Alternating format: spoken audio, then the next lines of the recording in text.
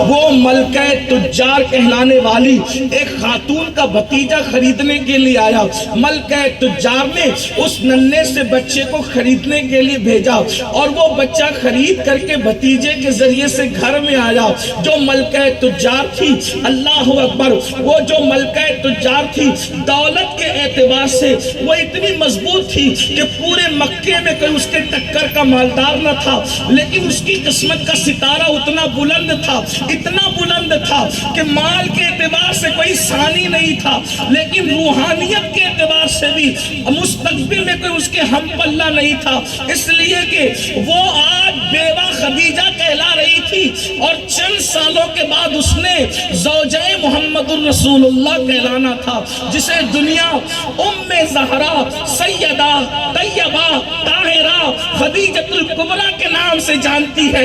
اللہ اکبر، سیدہ خدیجہ کی شان کیا ہے؟ اللہ اللہ، عرش سے جس کو سلام آتا ہے، عرش سے جس کو تسلیم آتی ہے، اس کو خدیجۃ الکبریٰ کہتے ہیں.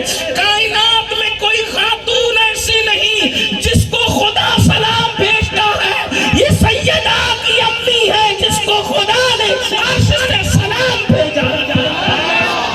نعرہ تکبیر، نعرہ رسالت، خاندان مصطفیٰ. سیدہ خدیجۃ الکبریٰ رضی اللہ تعالیٰ عنہ یہ وہ مقدس خاتون ہے. جب میرے آقا علیہ السلام نے پہلا نکاح کیا تو اس پہلے نکاح میں جو دلہن بن کر کے آئی اسے سیدہ خدیجۃ الکبریٰ کہتے ہیں. بس اتنا عرض کرنا چاہتے ہیں، اگر سیدہ خدیجۃ الکبریٰ کی کوئی فضیلت بیان نہ بھی کی جائے تو صرف عقل مندوں کو اتنا کافی ہے سمجھنے کے لیے کہ اللہ اکبر. اب ذرا توجہ کریں، اگر آپ سیدہ خدیجۃ الکبریٰ کی عظمت کو سمجھنا چاہتے ہیں تو اتنی ان کی شان سمجھ لیں، جس کا شوہر نبیوں کا سردار ہے، جس کا داماد ولیوں کا سردار ہے، اور جس کی بیٹی ساری جنتی عورتوں کی سردار ہے، اور جس کے نواسے جنتی جوانوں کے سردار ہے، اسی کو خدیجۃ الکبریٰ کہتے ہیں. وہ ننھا سا 4 سال کا بچہ خدیجۃ الکبریٰ کے بھتیجے کے ہاتھوں خریدا گیا. بھتیجے نے لا کے پھپھی کے پاس پیش کیا. پھپھی امی، یہ ننھا سا بچہ ہے، اس کا نام زید ہے، آپ اس کو قبول فرمائیں. ننھے سے بچے کو سیدہ خدیجہ نے قبول کر لیا. اب وہ بچہ سیدہ خدیجہ کے گھر میں بچوں کی طرح پلنے لگا. خدیجۃ الکبریٰ کا نکاح ہو گیا. یہ لمبی سی داستان ہے، بہت دور سے نہیں آنا چاہتے. اصل عنوان یہ ہے، عشق کیا بناتا ہے. بات اسی پہ چل رہی تھی. پھر کیا تھا، سیدہ خدیجہ دلہن بن گئی، ان کی شادی ہو گئی، ان کا نکاح ہو گیا. 2 مرتبہ بیوہ ہوئی تھی، تیسری بار نکاح کا ارادہ نہ تھا. حضور کو دیکھا، ارادہ بن گیا، اور اس کے بعد وہ دلہن بن گئی. جیسے ہی میرے آقا صلی اللہ علیہ وآلہ وسلم سے ملاقات ہوئی، سیدہ خدیجہ نے اپنا پورا مال پیش کیا. یا رسول، اے میرے سرتاج، ابھی تو نبوت کا اعلان نہیں ہوا تھا، اے میرے سرتاج، آج سے میں بھی آپ کی، میرا مال بھی آپ کا، سب کچھ آپ کا، جیسے چاہے تصرف فرمائیں. اور سارا مال حضور کو پیش کر دیا. تو جب سب دے دیا مالکہ نے تو پھر وہ خوبصورت سا غلام جو ننھا سا بچہ پلتے پلتے اب جوانی کی دہلیز کی طرف بڑھ رہا تھا، اس ننھے سے خوبصورت زید کو بھی کہہ دیا، جب میں آپ کی ہو گئی ہوں تو یہ میرا غلام اور میری ساری کنیزیں آپ کی ہے، یہ زید بھی آپ کا ہے. اللہ اکبر.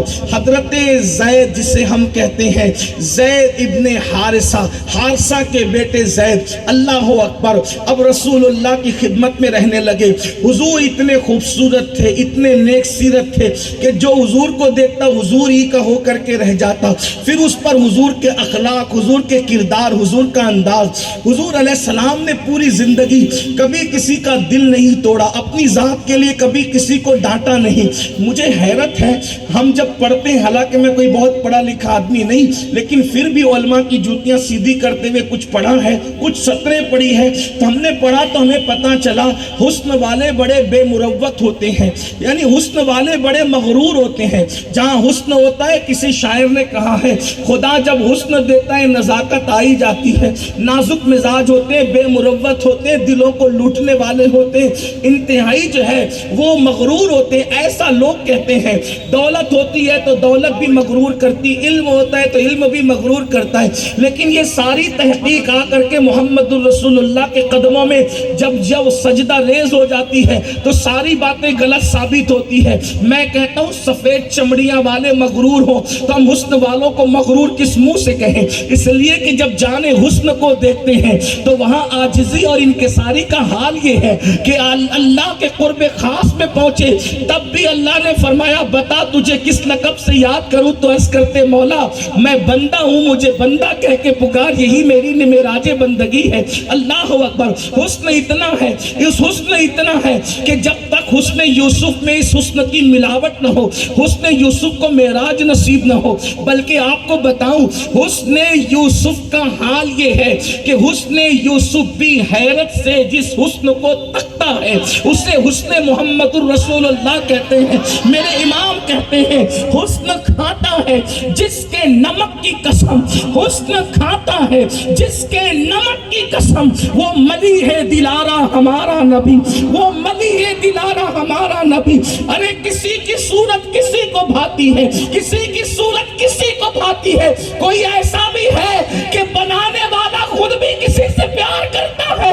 اللہ اکبر۔ بنایا بھی اور پھر اپنا محبوب بھی بنایا اور یہ شرط لگا دی میں تجھے کو چاہتا ہوں اور صرف تجھے کو چاہتا ہوں۔ اب قیامت تک جو بھی محبوب بنے گا نہ عبادت سے بنے گا، نہ ریاضت سے بنے گا، نہ علم سے بنے گا، نہ تقوی سے بنے گا، جو تجھے چاہے گا میں اس کو محبوب بنا لوں گا۔ نعرہ تکبیر، نعرہ رسالت، نعرہ حیدری۔ استاد زمن کیا خوبصورت بات کہتے ہیں، اللہ کا محبوب بنے جو تمہیں چاہے۔ محبوب خدا بننے کا نصاب